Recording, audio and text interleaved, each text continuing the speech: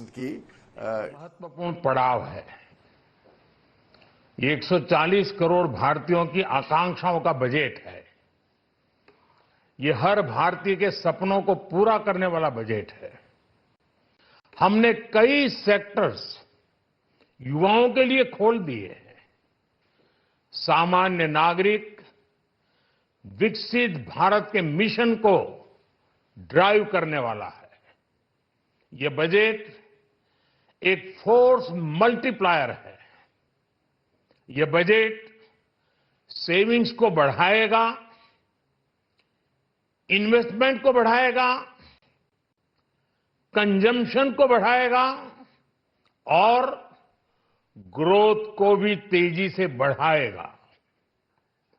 मैं वित्त मंत्री निर्मला सीतारमण जी और उनकी पूरी टीम को इस जनता जनार्दन का बजट, पीपल्स का बजट, इसके लिए बहुत बहुत बधाई देता हूं। साथियों, आमतौर पर बजट का फोकस इस बात पर रहता है कि सरकार का खजाना कैसे भरेगा, लेकिन ये बजट उससे बिल्कुल उल्टा है। लेकिन ये बजट देश के नागरिकों की जेब कैसे भरेगी, देश के नागरिकों की बचत कैसे बढ़ेगी और देश के नागरिक विकास के भागीदार कैसे बनेंगे, ये बजट इसकी एक बहुत मजबूत नींव रखता है। साथियों, इस बजट में रिफॉर्म की दिशा में महत्वपूर्ण कदम उठाए गए हैं। न्यूक्लियर एनर्जी में प्राइवेट सेक्टर को बढ़ावा देने का निर्णय बहुत ही ऐतिहासिक है। ये आने वाले समय में सिविल न्यूक्लियर एनर्जी का बड़ा योगदान देश के विकास में सुनिश्चित करेगा। बजट में रोजगार के सभी क्षेत्रों को हर प्रकार से प्राथमिकता दी गई है। लेकिन मैं दो चीजों पर ध्यान आकर्षित करना चाहूंगा। उन रिफॉर्म्स की मैं चर्चा करना चाहूंगा जो आने वाले समय में बहुत बड़ा परिवर्तन लाने वाले हैं। एक, इंफ्रास्ट्रक्चर स्टेटस देने के कारण भारत में बड़े शिप्स के निर्माण को बढ़ावा मिलेगा। आत्मनिर्भर भारत अभियान को गति मिलेगी और हम सब जानते हैं कि शिप बिल्डिंग ये सर्वाधिक रोजगार देने वाला क्षेत्र है। उसी प्रकार से देश में टूरिज्म के लिए बहुत संभावना है। महत्वपूर्ण 50 टूरिस्ट डेस्टिनेशन,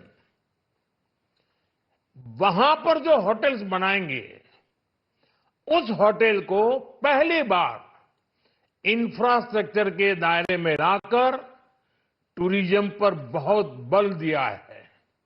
इससे हॉस्पिटैलिटी सेक्टर को, जो रोजगार का बहुत बड़ा क्षेत्र है, और टूरिज्म जो रोजगार का सबसे बड़ा क्षेत्र है, एक प्रकार से चारों तरफ रोजगार के अवसर पैदा करने वाला एक क्षेत्र को ऊर्जा देने वाला काम करेगा। आज देश विकास भी, विरासत भी, इस मंत्र को लेकर चल रहा है। इस बजट में भी इसके लिए भी बहुत महत्वपूर्ण और ठोस कदम उठाए गए हैं। 1 करोड़ पांडुलिपियों के लिए, संरक्षण के लिए, मैन्युस्क्रिप्ट के लिए ज्ञान भारतम मिशन लॉन्च किया गया है। साथ ही भारतीय ज्ञान परंपरा से प्रेरित एक नेशनल डिजिटल रिपोजिटरी बनाई जाएगी। यानी टेक्नोलॉजी का भरपूर उपयोग किया जाएगा और हमारा जो परंपरागत ज्ञान है उसमें से अमृत निचोड़ने का भी काम होगा। साथियों, बजट में किसानों के लिए जो घोषणा हुई है वो कृषि क्षेत्र और समूची ग्रामीण अर्थव्यवस्था में नई क्रांति का आधार बनेगी।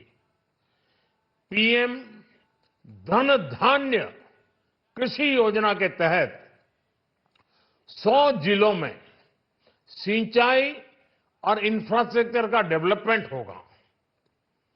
किसान क्रेडिट कार्ड की लिमिट 5 लाख तक होने से उन्हें ज्यादा मदद मिलेगी। साथियों, अब इस बजट में 12 लाख रुपए तक की आय को टैक्स से मुक्त कर दिया गया है। सभी आय वर्ग के लोगों के लिए टैक्स में भी कमी की गई है। इसका बहुत बड़ा फायदा हमारे मिडिल क्लास को, नौकरी पेशे करने वाले जिनकी आय बंधी हुई है ऐसे लोगों को, मिडिल क्लास को इससे बहुत बड़ा लाभ होने वाला है। उसी प्रकार से जो नए नए प्रोफेशन में आए हैं, जिनको नए नए जॉब मिले हैं, इनकम टैक्स की ये मुक्ति उनके लिए एक बहुत बड़ा अवसर बन जाएगी। साथियों, इस बजट में मैन्युफैक्चरिंग पर 360 डिग्री फोकस है ताकि एंटरप्रेन्योर्स को, एमएसएमईज को, छोटे उद्यमियों को मजबूती मिले और नई जॉब पैदा हो। नेशनल मैन्युफैक्चरिंग मिशन से लेकर clean tech, leather, footwear, toy industry जैसे अनेक सेक्टर्स को विशेष समर्थन दिया गया है। लक्ष्य साफ है कि भारतीय प्रोडक्ट्स ग्लोबल मार्केट में अपनी चमक बिखेर सके। साथियों, राज्यों में इन्वेस्टमेंट का एक वाइब्रेंट कॉम्पिटिटिव माहौल बने, इस पर बजट में विशेष जोर दिया गया है। एमएसएमईज और स्टार्टअप के लिए क्रेडिट गारंटी को दोगुना करने की घोषणा भी हुई है। देश के एससी, एसटी और महिला जो नए उद्यमी बनना चाहते हैं उनको 2 करोड़ रुपए तक के लोन की योजना भी लाई गई है, और वो भी बिना गारंटी। इस बजट में न्यू एज इकोनॉमी को ध्यान में रखते हुए गीग वर्कर्स के लिए बहुत बड़ी घोषणा की गई है। पहली बार गीग वर्कर्स का ई श्रम पोर्टल पर रजिस्ट्रेशन किया जाएगा। इसके बाद इन साथियों को स्वास्थ्य सेवा और दूसरी सोशल सिक्योरिटी स्कीम्स का लाभ मिलेगा। ये डिग्निटी ऑफ लेबर, इसके प्रति, श्रम एव जयते के प्रति सरकार के कमिटमेंट को दर्शाता है। रेगुलेटरी रिफॉर्म से लेकर फाइनेंशियल रिफॉर्म्स, जन विश्वास 2.0 जैसे कदमों से मिनिमम गवर्नमेंट और ट्रस्ट बेस्ड गवर्नेंस के हमारे कमिटमेंट को और बल मिलेगा।